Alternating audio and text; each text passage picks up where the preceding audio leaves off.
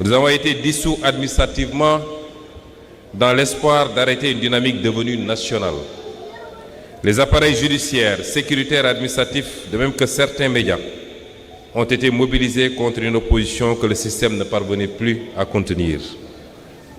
Nous avons vécu les restrictions d'Internet, les arrestations massives et les intimidations visant à faire taire une génération. Nous avons connu les tortures, les filatures, les barricades, les licenciements arbitraires, les blessures morales et physiques, dont le parti et le peuple vivent encore les terribles conséquences.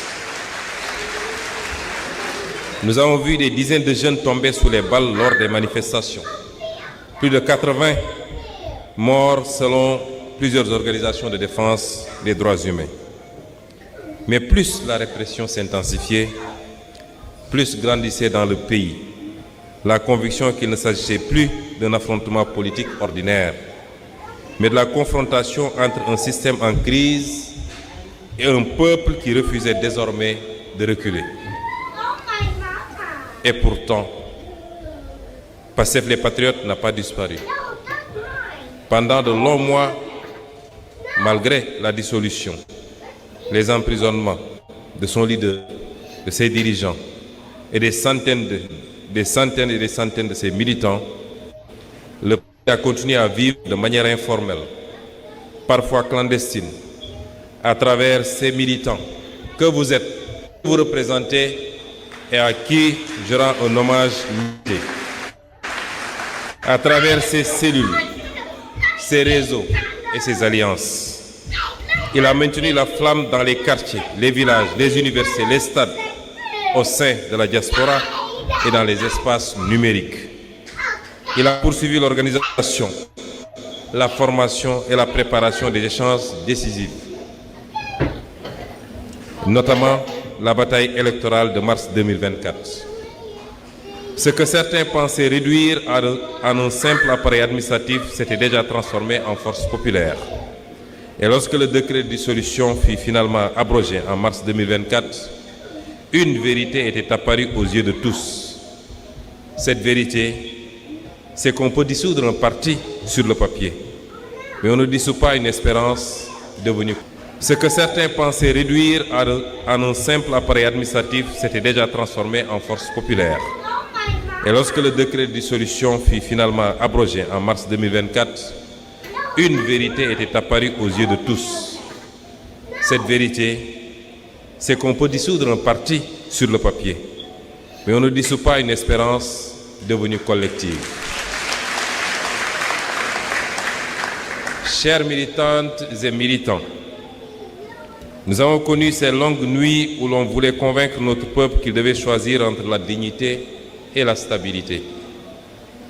Nous avons vu nos jeunes mourir dans la mer, sur les routes désertiques du Sahara ou dans les rues. Nous avons vu des diplômés errer sans emploi pendant que les richesses du pays quittaient nos ports. Nous avons vu des paysans produire sans vivre dignement de leur travail. Nous avons vu des mères renoncer à des soins pour elles-mêmes ou leurs enfants, faute d'argent. Nous avons vu des citoyens perdre confiance dans une justice qu'ils ne reconnaissaient plus comme la leur. Et lorsque le peuple s'est levé, lorsque la jeunesse a décidé d'entrer dans l'histoire, nous avons vu la répression s'abattre sur elle. Mais le peuple sénégalais n'a pas reculé. De 2021 à 2024, quelque chose de profond s'est produit dans notre pays.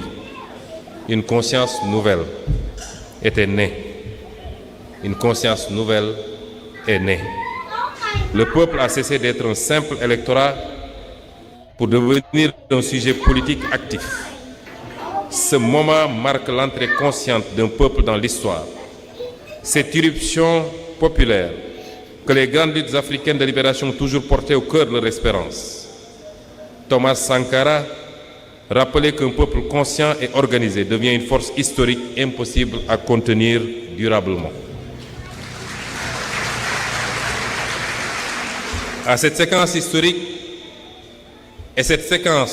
a débouché sur ce que beaucoup croyaient impossible, une révolution démocratique portée par les urnes. Nos victoires électorales de 2024 n'ont pas été des accidents. Elles ont été l'aboutissement politique d'un long processus de mobilisation populaire. Un long et patient processus. Un long et difficile processus de mobilisation populaire. Mais, mes frères et sœurs, l'histoire nous enseigne une chose: les peuples peuvent conquérir le pouvoir sans parvenir à transformer l'État. Les peuples peuvent conquérir le pouvoir sans parvenir à transformer l'État. Les révolutions peuvent être détournées, absorbées ou vidées de leur contenu lorsqu'elles ne se dotent ni d'une doctrine, claire, ni d'une organisation capable d'inscrire le changement dans la durée. Et c'est pourquoi ce congrès est historique, 2 ans après notre accession aux responsabilités les plus élevées. Car il marque le passage d'un mouvement de rupture au parti de transformation historique, autrement dit, au parti révolutionnaire. Notre responsabilité est désormais claire: organiser la souveraineté. La souveraineté ne se décrète pas, elle s'organise. Et notre responsabilité désormais, je veux dire à chaque militant et militante de PASTEF, à chaque sympathisant et sympathisante, que notre responsabilité désormais, c'est d'organiser la souveraineté. La souveraineté politique, sans souveraineté économique, n'est qu'un drapeau flottant sur la dépendance. La souveraineté économique sans justice sociale devient le privilège de quelques-uns. La souveraineté nationale sans horizon panafricain demeure fragile dans un monde dominé par les grands ensembles. Voilà pourquoi notre matrice idéologique est un panafricanisme souverainiste de transformation démocratique.